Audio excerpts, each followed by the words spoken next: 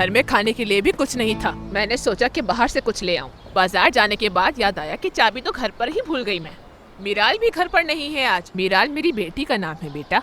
आज किसी काम से गई हुई है बाहर। वैसे काफी प्यारी है मेरी बेटी। तुम कितने साल के हो बेटा? हाँ, 45 साल का हूँ मैं।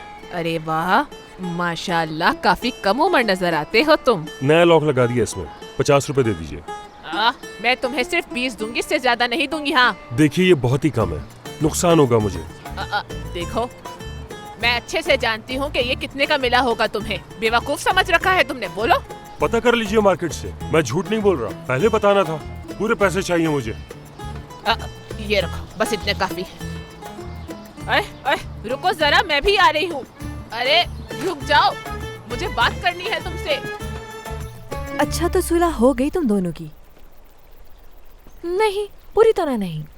मतलब तुम्हें देख के लग रहा है कि तुम शाहान को मजीद नखरे दिखाने वाली हो।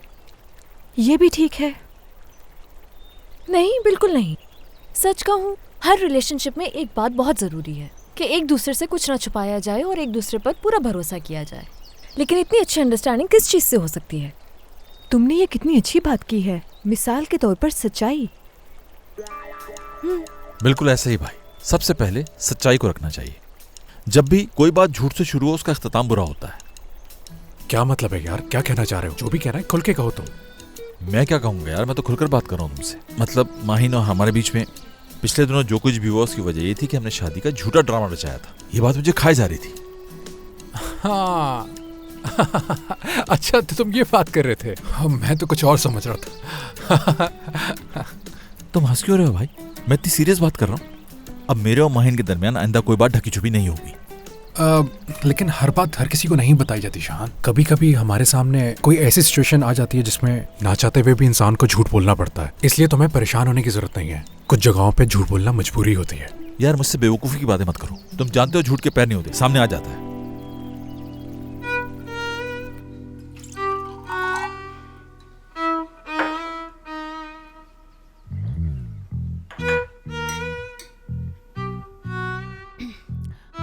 वो जो तुम्हारे हाथ में अंगूठी है, ओरिजिनल है क्या?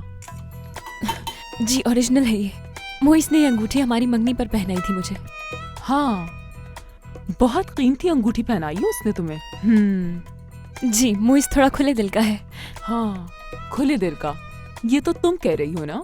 वैसे ये अंगूठी कोई इतनी खास भी नहीं है, और महंगी होने का हरगिज ये मतलब नहीं कि ये ज्यादा कीमती है। मेरे लिए तो इससे ज्यादा खास कुछ नहीं हो सकता। मोइस ने ये अंगूठी दिल से दी है, यहाँ तक कि डिजाइन भी खुद करवाई है। हाँ, अच्छी बात है। मोइस वैसे भी बहुत फजूल खर्च है। सूफिया बाजी, मैं एक डॉक्टर हूँ और खुद भी बहुत अच्छे पैसे कमा लेती हूँ। किसी और के पैसे पे नजर रखने की बिल्कुल भी जरूरत नहीं है मुझे। और आपको ये बताते हुए मुझे बहुत शर्मिंदगी हुई। देखो मेरी जान, जब तुम्हारी शादी हो जाएगी तो तुम्हारी डिग्री को ड्राइंग रूम के किसी टेबल पर सजा दिया जाएगा। उस टाइम ज्यादा शर्मिंदगी होगी।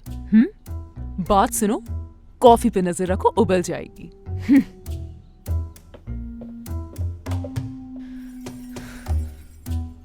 और कितना बर्दाश्त करूं इसे यार।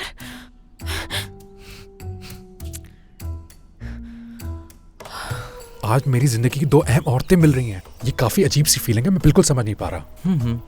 अजीब तो है, लेकिन इतना भी अजीब नहीं है जितना तुम इस बात को बढ़ा रहे हो।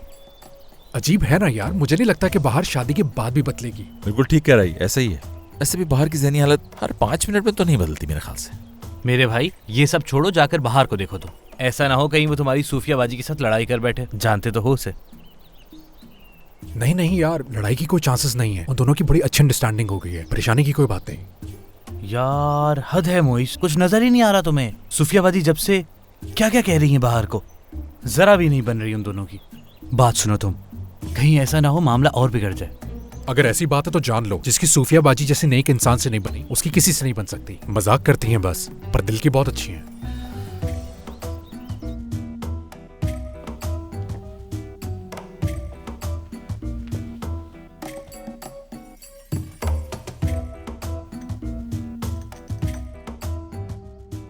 अगर आप बुरा ना माने तो मुझे आपसे कोई जरूरी बात करनी है।